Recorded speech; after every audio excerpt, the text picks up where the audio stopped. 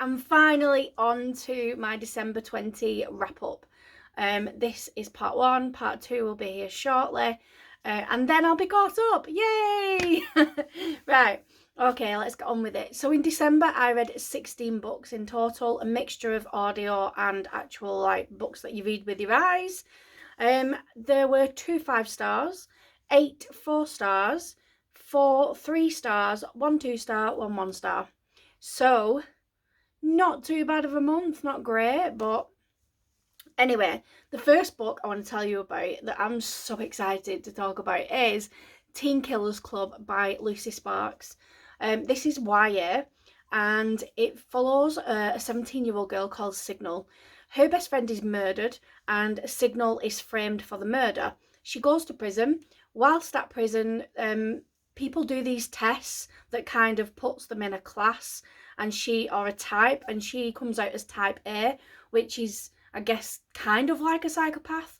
So anyone who's type A gets offered this opportunity to go to this special education camp. And so Signal takes it thinking it's got to be better than prison. When she gets there, she finds out it's a teen killers camp where basically the teenagers that took up the offer, they are trained to become teenage assassins. Yes, it does sound amazing. I thought that this book was going to be fantastic and I was not disappointed in the slightest. It's not for the squeamish. There are some pretty gruesome parts because these teens go through different lessons, you know, things like picking locks, climbing over obstacles, cutting up, you know, dismembering and disposing of bodies and body parts. And yeah, so it's really, really great. I absolutely loved every single character in this. The other kids at this camp, they weren't like background characters to Signal's story. They were all really well rounded. I liked every single one of them. It was just such a really unique book, I thought, yeah, definitely easy 5 stars, and I cannot wait to read more from this author. And in December I took part in the Horror-a-thon Christmas edition, and one of the books that I read for that was Let the Right One In by John Lindqvist. I think I'm pronouncing that okay. This is set in Sweden. There's a young boy, he's roughly about, I think he's about 12 or 13, maybe a little older. He is getting bullied, and one day one of the bullies is found murdered. His body has been drained of blood. Now the boy thinks that this is like vengeance for this being bullied. And then he meets a girl that he's never met before, a young girl in the area, and she is quite odd. She doesn't seem to age like a vampire. She doesn't eat any normal food like a vampire, and she only comes out at night like a vampire. And yeah, so it's kind of about this. They have this like really weird relationship that develops between them, and then she's got this kind of old guy that kills people and brings her blood and stuff, and it's very, very odd. The whole book is really bizarre, and very much a lot of this story focuses on their relationship and him eventually figuring out what she actually is and how he deals with it. It's just over 500 pages, so it's not a short book to get through. For me, it felt a little wandery, as in it kind of lost a bit of the plot at points. So I just ended up giving this a 3-star, which is a big shame because I was really anticipating enjoying this one. Then I read an arc of The Chalet by Catherine Cooper. This is like a really, really perfect winter snowy thriller. We start off with 2 male tourists at a ski camp, and they end up going out into the snow onto the slopes, and there's an accident. One goes missing, is presumed dead, is never found. And then we jump to a different timeline that's 20 years later, and we've got these 2 couples that are on like, it's a holiday, but it's kind of like networking, you know, where they're discussing business deals and stuff. And somehow there's somebody out of who is in the present timeline is linked to the men that had the accident in the previous timeline. And the whole kind of plot is about like the different dynamics between the couples and, you know, between the partners, and then secrets that are kind of gradually exposed, and like flaws in the relationships, things like that.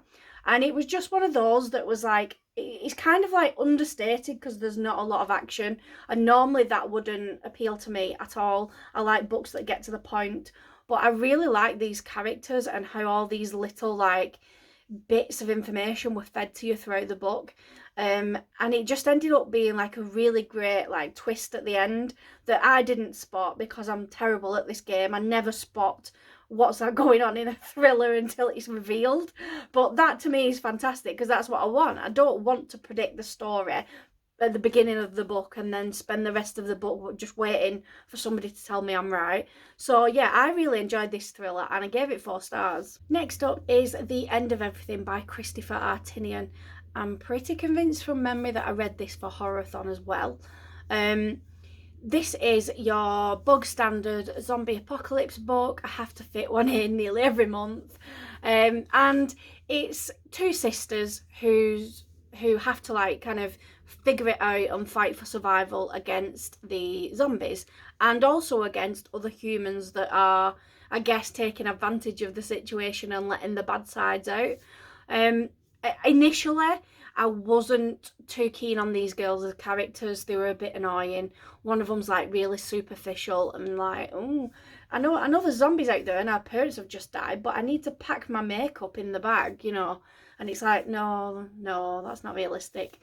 So I was a little disconnected with the book at the beginning, but then as the story went on and it became slightly more, I guess, realistic to me that somebody would be focusing more on the survival than the fact that the, you know, phone has run out of battery so they can't take selfies.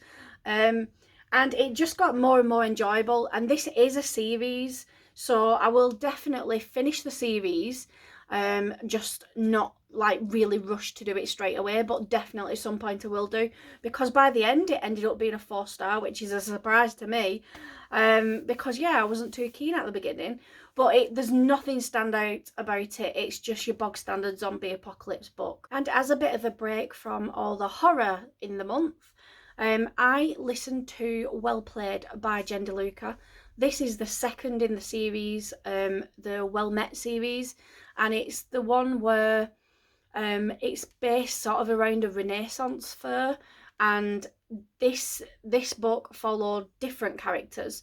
This followed Stacey, who was one of the other barmaids in the Renaissance fair, and I can't remember the guy's name, but he was like part of a band that played music at the fair. And it was just it's light, it's easy to listen to, it's like a palate cleanser, and it's one of those where it's like friends to enemies to lovers type thing, and then they get together, but then there's like some misunderstanding and they fall out, but you know they're gonna fix it all in the end and get back together and live happily ever after.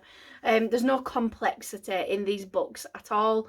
You can predict them from miles away, and that's kind of what I wanted from this book. So Stacey, she has a crush on one of the guys in the band, and when the Renaissance fair is over and she thinks she's not going to see him for another 12 months or so, whatever, she ends up messaging him on Facebook, and then they get like this online relationship going, and then, you know, at some point they have to come together and meet up, and it's all a little awkward, and then there's a misunderstanding and blah blah blah. But yeah, it was easy, it was nice, and you know, it was fun.